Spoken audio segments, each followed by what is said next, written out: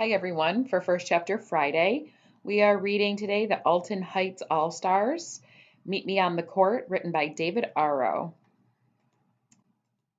In this first image here, you see some of the different players on the team: Marcus, Tyler, Jasmine, Brianna, and Cam. Each have a role. And as we start the book, we begin with Chapter 1, The Worst News. The day started off great. It was the day after Halloween.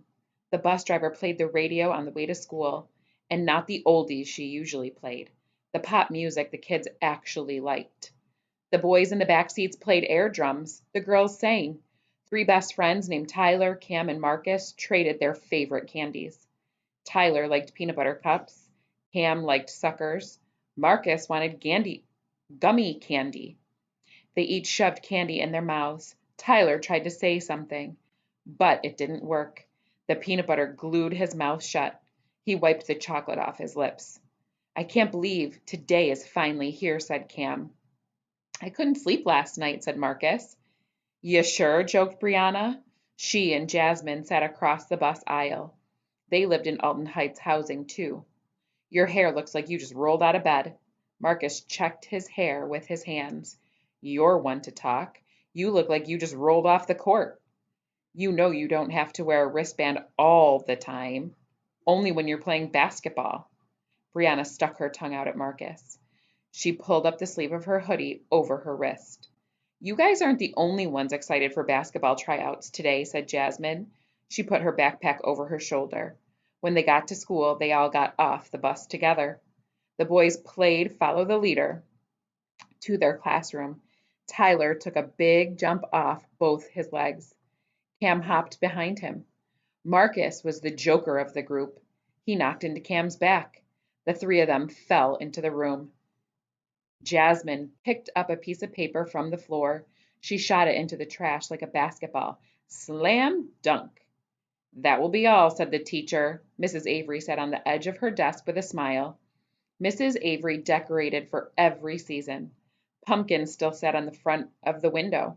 She had taken the ghost cutouts off the walls. Red, orange, and yellow leaves took their place. A giant turkey hung on the bulletin board. Just another clue that it was almost basketball season. "I have a special surprise," said Mrs. Avery. She tucked her white hair behind her ear. All 20 kids sat straight up in their seats like bowling pins, quiet, hardly moving as they waited. Mrs. Avery reached around the side of her desk. She pulled a plastic bag from her purse. The kids couldn't wait any longer. Cam jumped up from his seat. He was so fast he beat everyone to the desk. Jasmine and Brianna laughed. The rest of the class stepped up for a better view.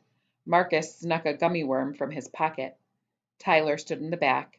Being the tallest, he could see over everyone.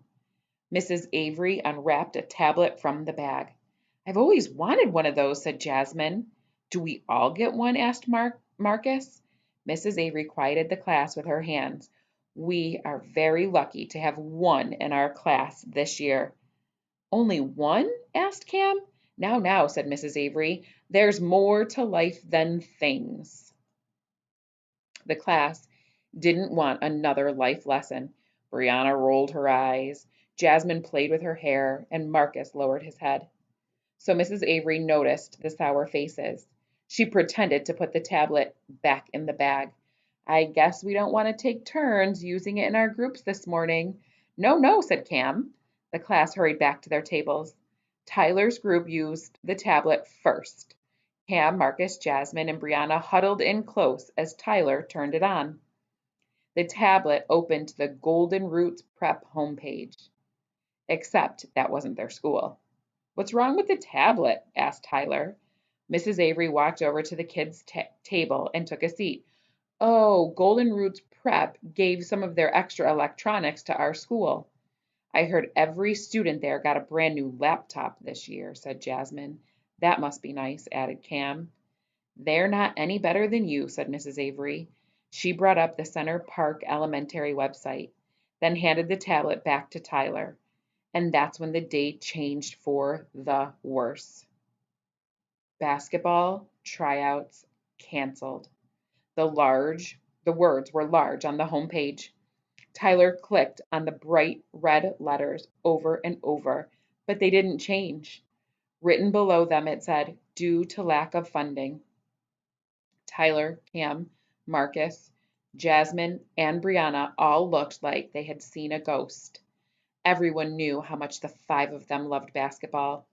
Tyler dropped the tablet on the table and raised his hand. Yes, Tyler, said Mrs. Avery. How could we not have enough money for a basketball team? I'm sorry, guys, Mrs. Avery said. The school is doing the best that we can. So if you're interested in finding out what happens with this basketball team and these kids who are wanting to play but have their tryouts canceled, and see what role the tablet has to play in all of this, you might want to continue reading this book. Have a great day.